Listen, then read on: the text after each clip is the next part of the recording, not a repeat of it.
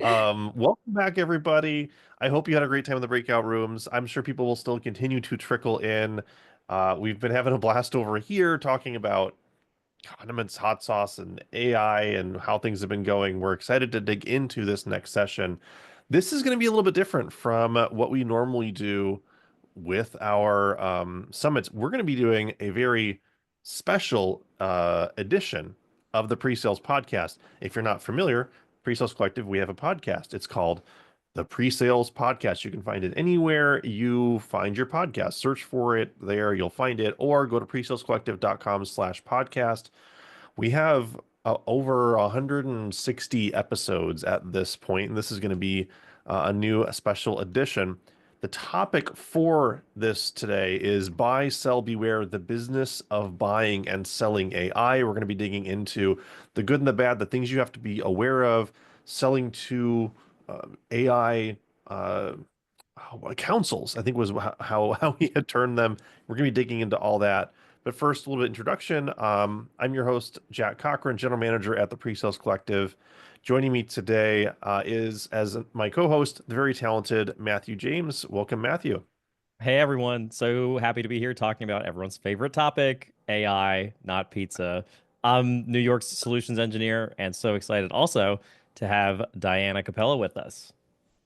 Yeah, thanks everyone. Diana Capello. I work at Eightfold as a director of solutions consulting, responsible for the whole US as well as demo engineering. Excellent. We're very happy to have you here and happy to dive into our conversation. So we are going to do this in a similar way to how we normally record. We actually record our podcasts live, which we call Pre-Sales Live. If you're not familiar with that, if you haven't found it, follow us on our LinkedIn page. Or if you're in the Slack, we actually have a podcast channel. We'll be posting the links to upcoming episodes and recordings where you can join in and do a Q&A, just like we're going to do today, just like we do at all of our summits as well at the end. So if you have questions, make sure you're throwing your questions in the Q&A, but also you can just type in the comments. Make sure you're messaging things to everyone so everyone can see it. And right now, we're still talking about pizza toppings, it looks like. So we may have to have a Q&A on that towards the end. But first, let's begin. Diana, I'd love for you to just give us a little bit about your background, your expertise, and what kind of I know AI plays a big part of your role in your day to day. So I'd love to hear a little bit about that. Yeah, so a little bit about my background. Before I was an SC, I was actually a BDR, and I was helping sell a software that would gather big data so that one could run an analysis. So I was actually working in AI before I knew I was working in AI.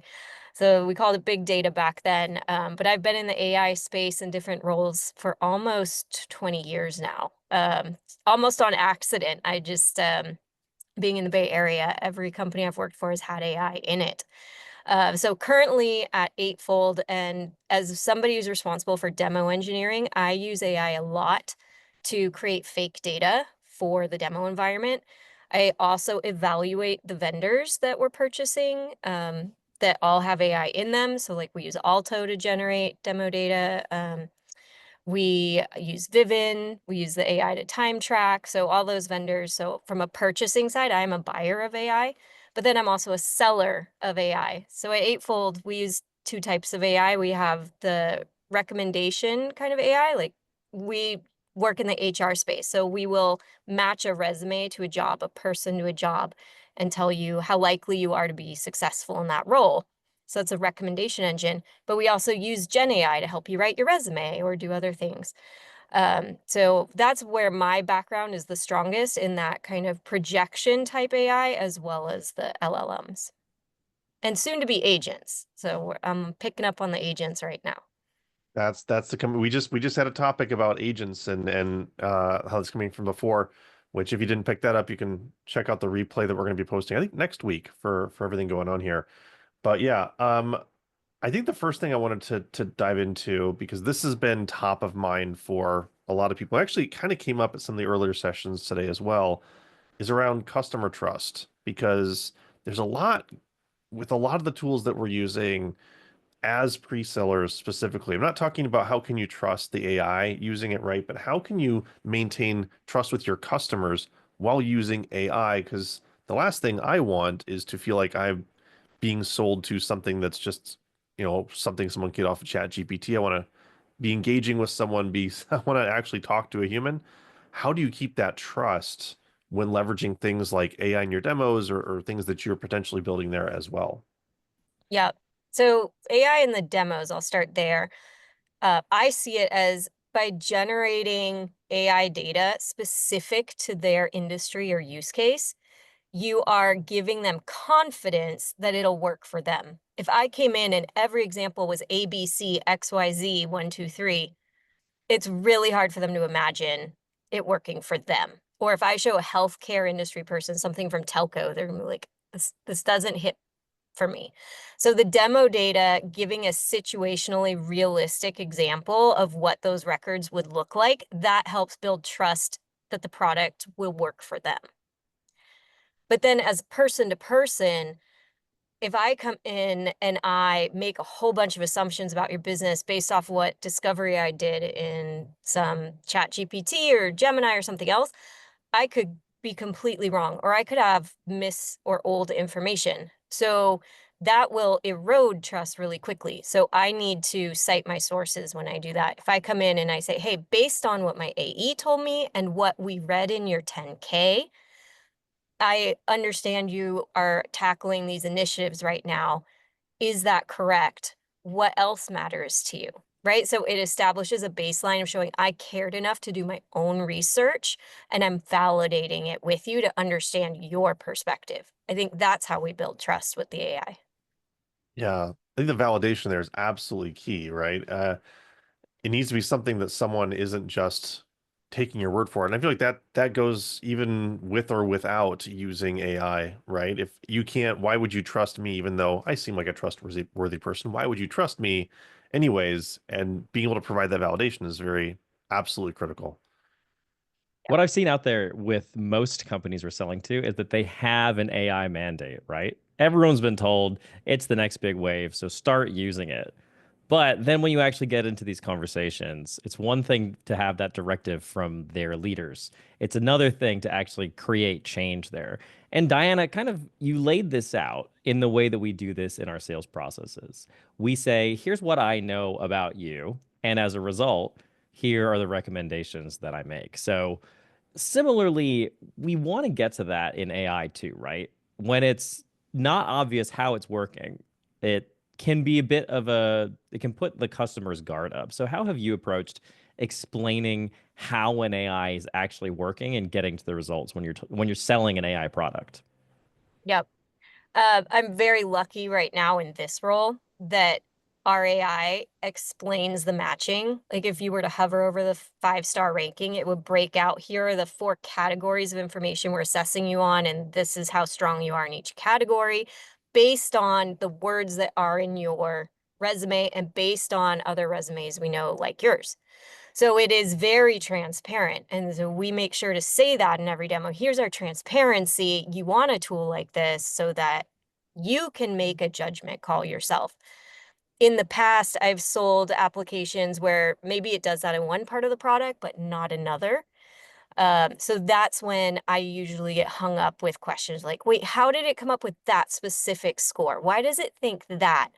And because I knew how to speak the product, I could translate, but I wouldn't expect a new user to be able to do that. So when working with our product teams, that's one of the first things I give them feedback on is like, how would a layman be able to interpret this for themselves and be able to apply their own judgment using the same information that the model got?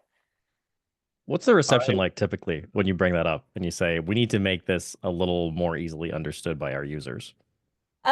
Nobody pushes back. They get it. It's just a prioritization with the other cool new thing that they're rolling out, right? Like it's not reporting and any of that is audits aren't fun or cool or innovative. So getting an engineer to want to work on that's a challenge. Yeah, that's understandable. And what you were saying about the scores and people not trusting it, I have felt that. I remember when Gong actually rolled out um they'd first rolled out like scoring your calls based upon certain topics and your responses to it.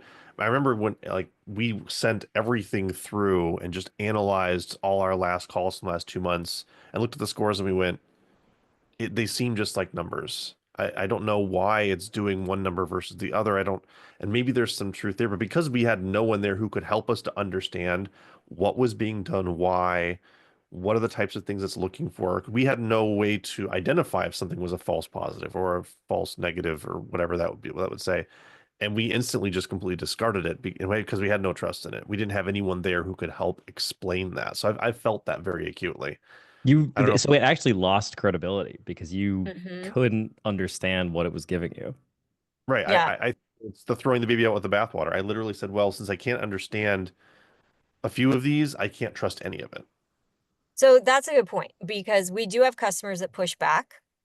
Like we're going to talk about later, is some of these AI councils will say, no, no, that's too risky. You can't apply a score to an applicant. We have to leave that to a human.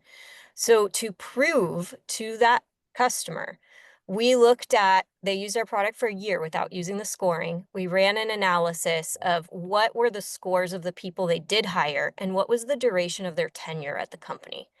And it was mind blowing. There were two completely different lines of like 3-star and above that stayed an average of 2 years at that point. Yeah, and that's the data we had. And then 2-star and below on average was like 81 days. And then we did the same analysis on other customers that gave us permission. And we are now building this asset for our selling team for when they run into that objection. We can say, on the whole, across our customers, we can see a repeatable trend to say a higher score equates to a longer term employee, which we can infer is a higher quality hire.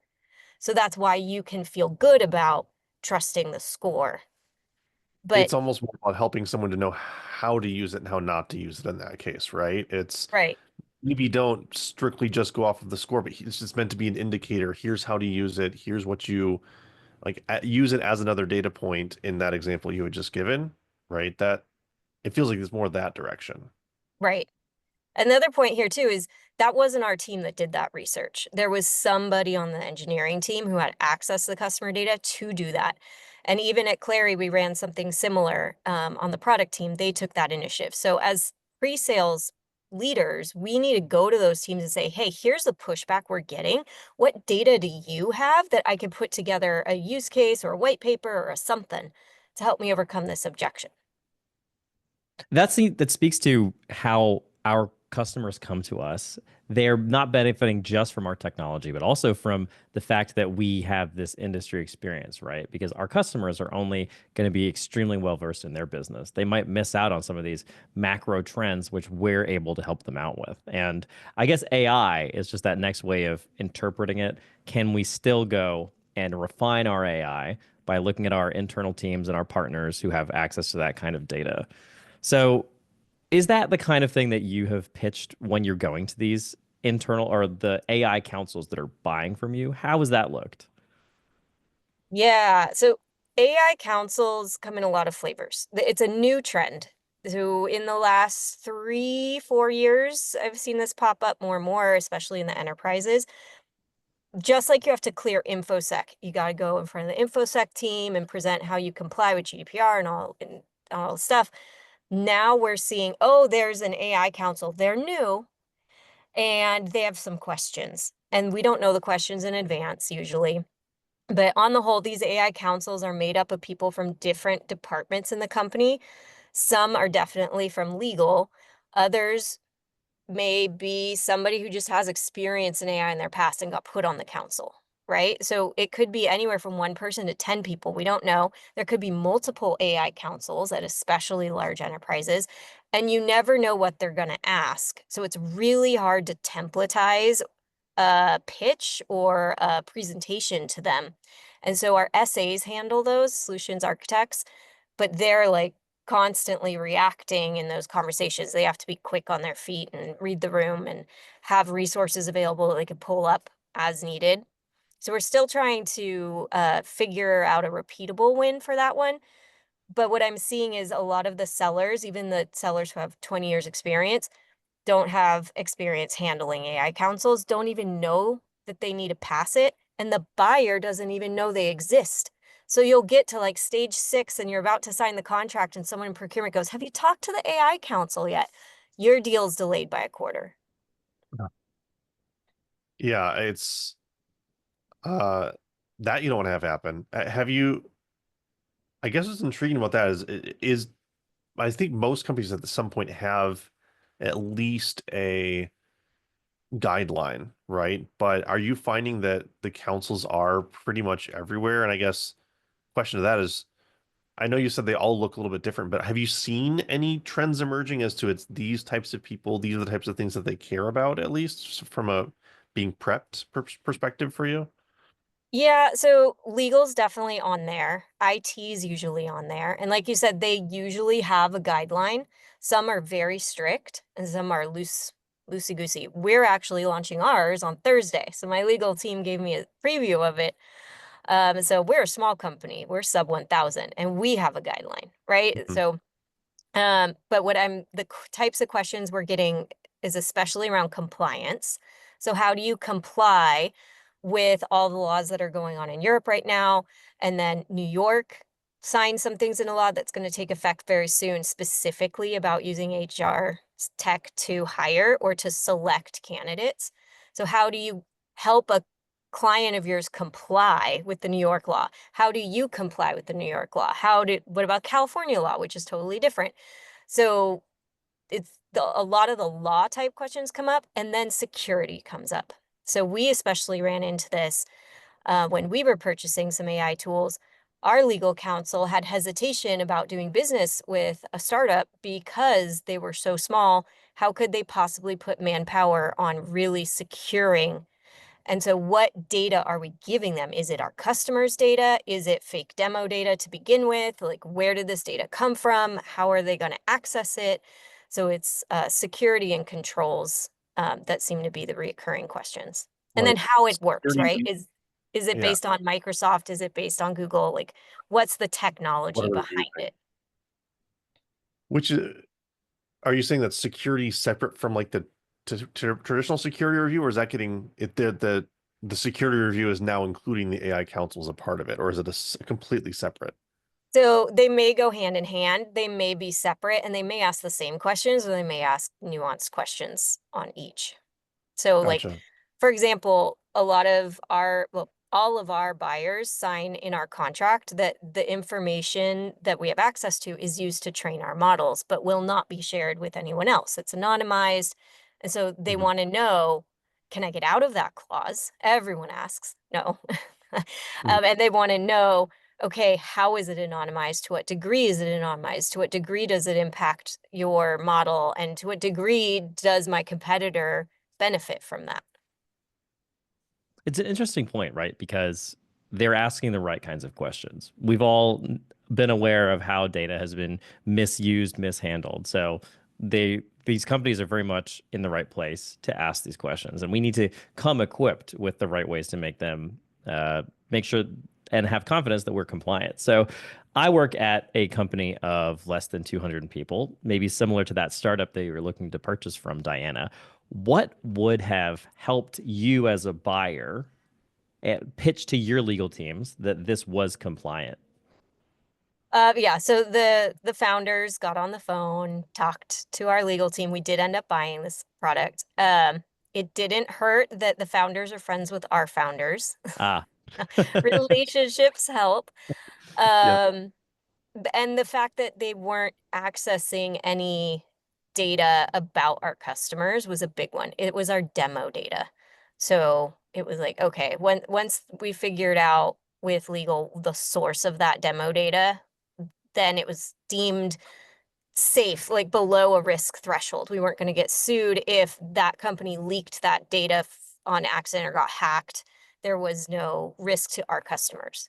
that's something that I've definitely seen, especially when you're selling to larger organizations, bigger even than eightfold, right? Once you were selling to an organization of 10,000 people, their risk and compliance teams, their legal teams will have so many things coming across their desk that they're probably not that familiar with what kinds of data you are trying to work with them on and what kinds of AI you will be working with them on. So it's almost like every single time we have the chance to get on a call with them, we start at ground zero and we're like, okay, just as a reminder, we're accessing these specific kinds of data to give this team that you have help on this process. And that kind of helps frame everything, right? Because when you hear, okay, there's an LLM involved, there's something involved, lots of red flags are going off, the more we can scope that back, that has helped us drive actually a lot of alignment with those teams. Because then sometimes we hear compliance teams saying like, "Oh, thank goodness," because I thought we were gonna have to go down this whole thing. Like, thank you for making that clear to us.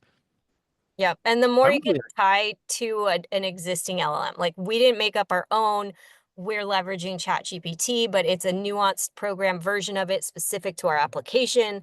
Like then folks are like, oh, well, we already have a contract with ChatGPT, so this will go smoother. I've seen that has picked up significant traction over the past, like even just 6 months, where people used to be very not aware of the different models that were out there. Now that people are, and people are already starting to trust things from Anthropic, like Chat, OpenAI, etc. It's making people who build their models based on those, it makes that conversation a little bit easier, which is good to see that progress. But I will say I'm actually very happy personally as a consumer that that those barriers are being put in place and people are having that hesitation because that's not always been the case. Like that's been the whole thing that we saw with, you would go buy something from, American Eagle and all of a sudden you're getting emails from everybody, or worst case scenario, like someone who your bank does business with had a data breach and your bank is now telling you your bank information has been leaked because of their partner. I think the entire ecosystem around data and how it's used being that we had enough breaches that we learned from it before we got to the point of everything being thrown haphazardly into larger models. I feel like it's a good thing. If we hadn't learned those lessons, I feel like the amount of damage that could have been done were we not asking the questions now would have been a lot bigger. Yeah, and we still see that people unknowingly, especially early in LLMs, would load up product specs for an unreleased product. And now everyone can see what's coming in the next version of the iPhone, right? I Yep. forget the exact story. It was a car or an iPhone or something.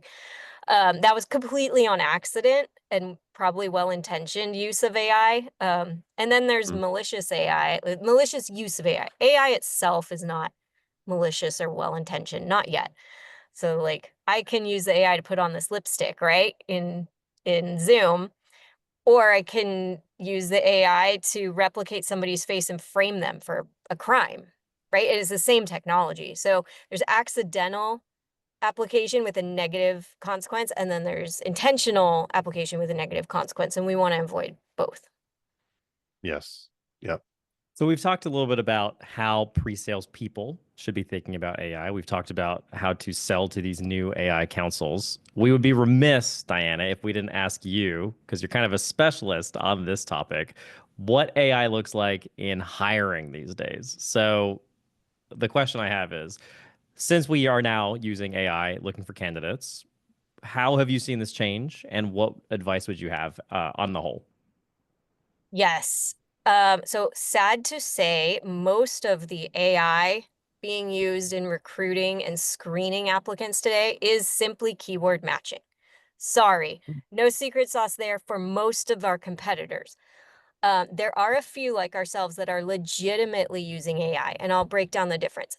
So, keyword matching, first of all, if I were to do my resume today, I would go to an LLM and put in the job description, put in my LinkedIn profile, and say, please create me a resume that aligns with the words in the job description, that uses these keywords in the job description. So that is what's going to get your resume higher in the rankings for a lot of those keyword matching technologies. Now, with our technology, we don't go on face value because you might be terrible at writing a resume, or 500 of you use ChatGPT to write the exact same resume. So we need to figure out how to find not just what you declare your skills to be, but what skills are you capable of learning. So, for example, if you worked at Cisco and we have thousands of other applicants that worked at Cisco, and they all claim hardware as a skill, but you did not, we will assume and infer that you probably know hardware too. So we're going to help you out in that way and show the recruiter, here's what they declared, here's what we inferred, and then here's what they didn't declare on the resume, but you said are required. So make sure to ask about that in the interview. So that's one of the ways we're using AI. It's like this giant word cloud showing connections. Like coffee could be you're a barista at Starbucks, or coffee as a skill could mean you know how to code the coding language coffee and you worked at Starbucks in the engineering team doing that, right? So we know based on the title, the company, and the skill, is it applicable for software engineering or for baristas? That's real AI. And then we know based on who's been hired for past similar roles, if you're likely to get hired for that role or be successful in that role. So that's what our competitors have termed old AI, which I'm quite proud of because yes, the model's been around for 8 years. It is very mature and it learns and teaches itself. Now, LLM is coming in here. LLM can help an applicant write a resume. LLM can help a recruiter get through a bunch of candidates by summarizing the candidate's top qualities, sending it to the hiring manager and say, who do you want to interview in here, right? And cut through the noise. We're also adding agents. So this is really new and exciting. Copilot was great. It had its moment. We have copilots. It has its limitations though, as in you need prompts, right? But agents in hiring right now, what we're looking at is the poor recruiter has 5,000 applicants in 3 days because everybody's applying using AI. So there's a lot more applicants. How do we get in first interviews with all of them as quickly as possible? Give everyone a fair shot. An agent will call you now and you can give permission. It'll introduce itself as an agent. Would you like to do an agentic interview? Yes, I give consent. It will interview you. It will record everything and it will summarize the result back to the recruiter and say, based on this, we think this person should be moved to the next round or not. And here's the highlights of that conversation and why. So again, you can opt out. That's key here, giving people a chance to opt out. But that's the future. That's where it's going to go. I have a feeling most of us here are going to be interviewed by an agent pretty soon. There's Yeah. that theme again of not just kind of answering point by point questions, but looking across your database, right? That's where the term intelligence actually comes in, right? That's, I think, what human intelligence is a lot of the time. It's creating organic connections between things which maybe are not organically connected. And so I guess that's something that people should be looking for as a differentiator if they're looking for whatever kinds of AI they're buying right now. And you even said, make sure that the AI you're buying is really AI. It's not just something that's super basic. Make sure it's doing something that is going to differentiate. And that was a couple of really good examples. But have you ever had an example where you're seeing AI is going poorly in hiring? Yeah. So not throwing them under the bus because I'm a huge Amazon fan, but it is out there. There's an article, you can Google it. Unfortunately, Amazon took a swing at this themselves. I think it was back in 2014. They tried to code a solution that would identify who should be hired or not at Amazon. The problem is they only use their data as the data set, and their data was heavily skewed male. So they unintentionally fed data into the AI that self-learned and self-perpetuated this bias against women. And it would eliminate women from the interviews based on what college they went to. Were they on a volleyball team? Like subtle things that would Wow. identify them as male or female, right?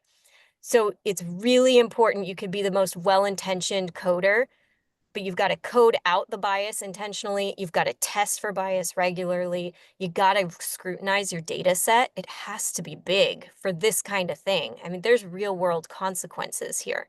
And other competitors, I won't name them, but they have been sued by applicants saying, hey, every company I've applied to that uses your software, I haven't gotten through the interview process. So I think it's you. Mm. Yeah, I mean, I think the bias question or piece is very relevant to consider, even outside of this process, right? Because what bias are you potentially introducing to even how you're using AI yourself with tools that are already out there, much less how the AI that you're using was or was not coded to take out that bias. I think that's something key to keep in mind that I know I don't have as much front and center, but will now be on my consideration list when I'm thinking about things.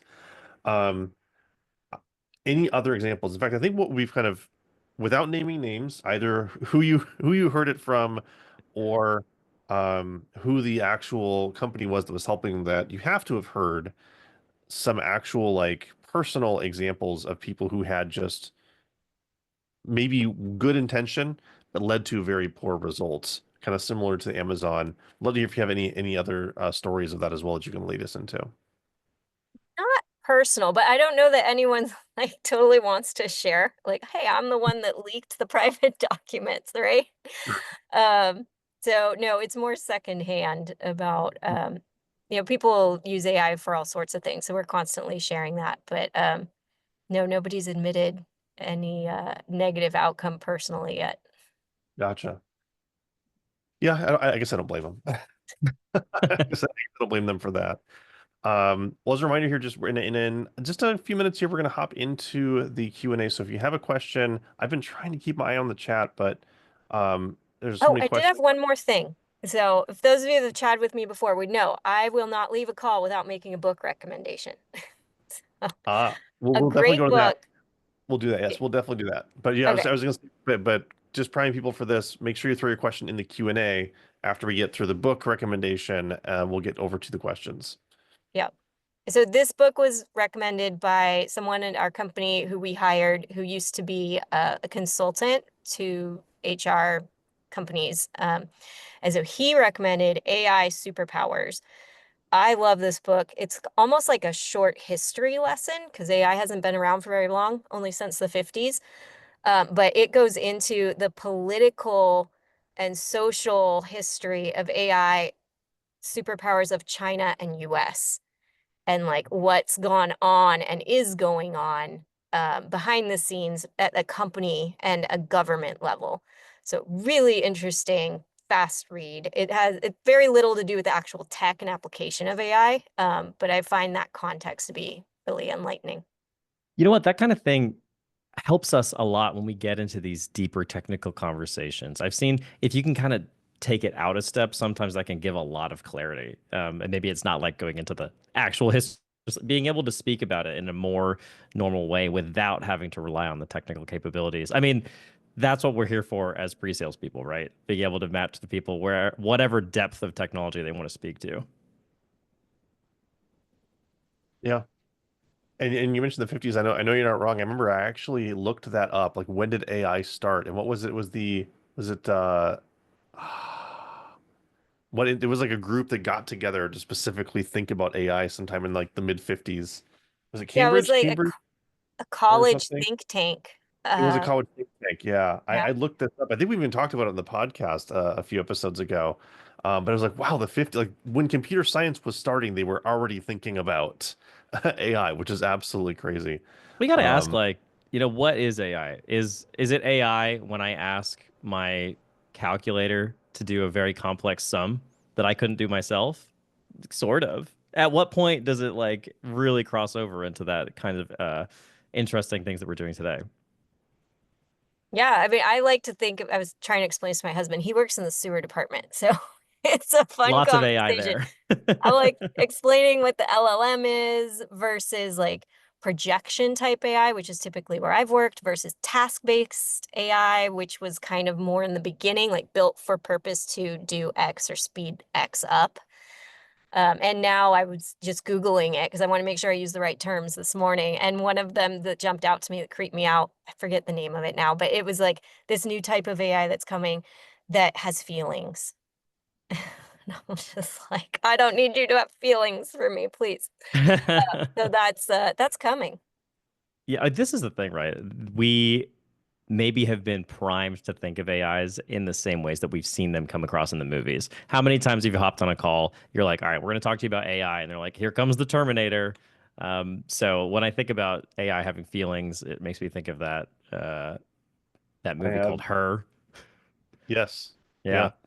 I legitimately had to have the conversation with a relative of mine who was scared of AI because of the things that they're talking about them as though they have things that they desire and want. I'm like, just so Right. you know, primarily pattern matching at this point. Like we haven't gone much farther than that.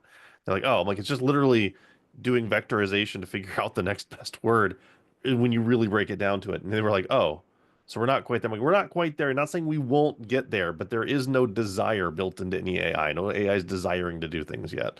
We'll be the first people to let you know as soon as there are. Yeah. Well, I don't know if I'll know. I mean, at that point, we might be already on the wrong side of an AI versus or, but as far as we know, we're not there yet. Let's hop into the Q&A section here. We've got some questions that have um, come across. Actually, real quick on the book, I did see one. Can you put the link to the book or book title, etc., into the chat so people can see that? The one you recommended, Diana. Yep, I don't have the Um, link, but I think someone just shared it. It's 199 on Kindle. So there Wow, you what a oh, deal. perfect, perfect. Amazon's coming back around. Yeah, yeah, good, good. They're good and the bad. There we go. Um, I guess here's a question from Megana. I apologize if I'm mispronouncing your name. In terms of trust, transparency, and responsible AI, what are the key challenges and best approaches for solution consultants in AI product companies? Yep. So one, make sure as you're articulating how your product works and is used, make sure you don't skip over. And here's how you, end user, can have trust in the recommendation, right? So make sure you're including that as part of your demo. But then also carry back that feedback to your product team. Hey, we can't be a black box in this situation. Here's why folks need to know and what they need to know about what the AI is suggesting to them, I would say. But as far as like, as a pre-sales person, we don't build the product, but ensuring you understand the source of the data, the volume of the data, how the code is being designed to eliminate bias, because it has to be intentional. It can't be overlooked. Ask those questions of your product team. Yeah, a lot of questions here being on that same in that same vein, so we don't have to hash through them again, but a lot of questions on ensuring, neurodiverse or minoritized groups don't get screened out. I think we talked about that, about the bias being intentional about that as well. Um, here's a question from Ramesha. Are you thinking of validating actual experience by prompting a few questions and rank resume based on the response? So is that built into a good built-in piece of the process? It will be with these new agents. So we're still looking for 5 design partners. So I don't know where the design will land, but that's the plan is just like it provides a score based on the resume, it'll provide a score based on the interview. I've got a question here from Daryl, who is kind of helping us take AI and ground it a little bit. AI is relatively new world for buyers. How do you help customers navigate through success and what that looks like in adoption? So customers don't know today how to measure that kind of success after they've purchased an AI tool. Yep.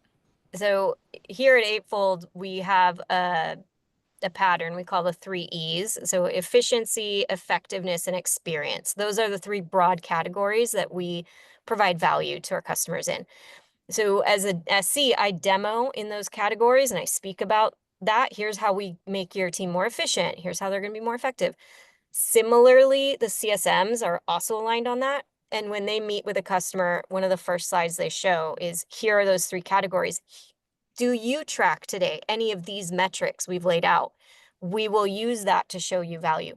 No, you don't? Okay, here's recommendation. Here are 9 or so metrics that you could track using our product to show over the next 3-6 year what ROI you're getting from the application. So you And do have to guide them. anecdotally, when you show those metrics, how often do they say, yes, we are already tracking that? And how often is it net new to them? I'd say 80%, they're like, oh, what metrics? Right. It's so hard to 20% take that have time it. and Yeah. track. Yeah, yeah. Yeah, because they can't, right? They don't have a system yet. So I'm going through the questions here. I appreciate everyone hopping in. If you have more questions, we still have a few more minutes here. We can go through them. One question from Hina. You talked about including keywords from job descriptions to our CV. Don't you feel the CV then looks too good to be true? It's not possible for anyone to have experience or knowledge in all the keywords mentioned in the job description. What are your thoughts on this? First of all, make sure it's true. Don't just throw keywords in there. Don't make your resume a whole list of keywords. Make sure you legit have those experiences. If you don't, make sure you highlight how you have some related skill. Like, for example, I almost didn't get hired at Clary because I didn't know how to code JSON. I was a Salesforce admin. I knew how to code in their language. I forget the name of it now. But because I mentioned that, luckily I had a hiring manager who knew, and he was like, "Oh, well, if you learned that, you could totally learn JSON." And he gave me a quick test and I passed. So he did basically what our software is doing. So do that yourself. If you don't have that direct skill, make sure you highlight, well, because I was a teacher, I have excellent communication skills that carry over well to talking about complex topics in a simple light, right? So you can like help the reader bridge the gap. But the other thing is you're assuming there's a real reader.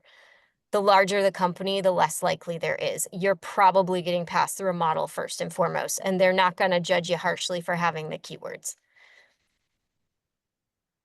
We've got a hot question here, which actually is like making me think more deeply about how I position this stuff. From Jason, how do you address the concern from people in the buying committee who think AI could replace their jobs?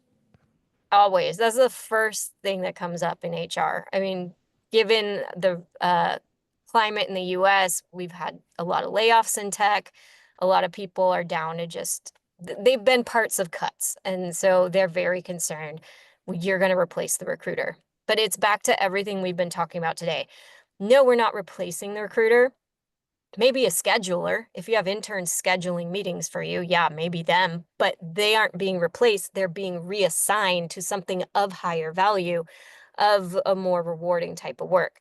So your recruiters are spending less time scheduling folks, sending emails, writing emails, reading resumes, more time talking to people, interviewing them, making assessments and recommendations, negotiating.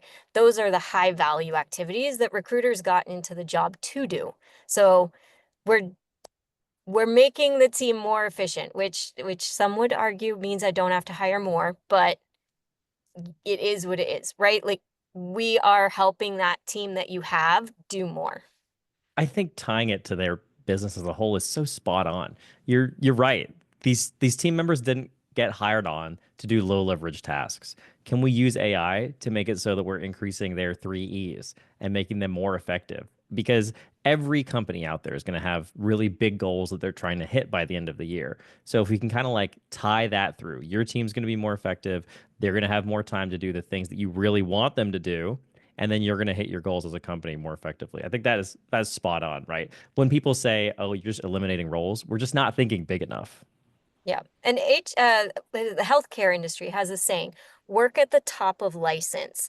So what they mean by that is they don't want the nurse emptying the trash can. Yeah, They don't want the doctor taking a temperature, right? So what AI allows us all to do, in recruiters included, work at the top of their license. that is an awesome phrase. I I'm gonna remember that. on the wall for me here. Like I love Yeah. that. Very that's very right. Like the more you can do to get someone to work at the thing that they're the most specialized in, why wouldn't you want to do that? Yeah, absolutely. I love that. There's a takeaway for everybody. Work at the top of your license. Um, a few more. I guess I don't want to run out of time to actually ask this one question. I appreciate all the questions there. Everyone hopping in a chat as well. Um, I'm going to throw first this question to Matthew. What is one thing you're kind of taking away from this session around using AI and selling AI that's going to change how you progress with things? Do not take any knowledge of AI for granted when I'm pitching or when I'm trying to think of what my customers are thinking of. And that can be as basic as make sure that if I'm selling AI, I'm extremely specific about what it does. Diana gave that experience of like, this is not just text matching. We are going beyond that, right? Other people might be saying AI to you and you might think it means one thing, but I'm going to tell you exactly what that means, not just in our technology, but then, of course, how it relates to you and your teams. Diana's got the 3 E's. Probably everyone can come up with a thing that their company and their AI tools are going to impact as well. Yeah, mine for me is very similar. I'm going to be very because I see a lot of things that AI tools promise, but I never have paused before to ask, well, but how are you doing that? How can you make these claims that you're going to do that? And I need to get to a little bit of that to be comfortable myself with it. So that's my takeaway. Diana, slightly different question. What's the takeaway you want us to walk away with? And if people want to get a hold of you, where can they find you? Um, the takeaway is use AI to your advantage however you can, whether it's in applying for a job or assessing candidates. Claim AI, learn AI, that's going to make you much more hireable in the future. So get in there, get your hands dirty. Just make sure you're not oversharing when you post anything that gets fed into the model. Yes, exactly. Don't put your company's key secret differentiators into an AI model or key hidden features or the roadmap. Diana, this has been absolutely fantastic. Thank you so much for joining us for this special edition of the Pre-Sales Podcast. A reminder for everyone that you can find the entire Pre-Sales podcast archive at presalescollective.com/podcast. And you can join us. Normally, it's every other Tuesday live for Pre-Sales Live, which is similar to this, a live recording of the Pre-Sales Podcast. We actually do this now every week. It's actually a lot of fun. We have Q&A, so make sure you join us there to find out more information, follow our LinkedIn page, or hop into the Slack channel. We've got a dedicated channel there for the podcast. But Matthew, Diana, it's been a pleasure. Thanks so much for joining us here during the AI-powered Pre-Sale Summit. Thanks, guys. Thanks, Diana. Thanks, everyone.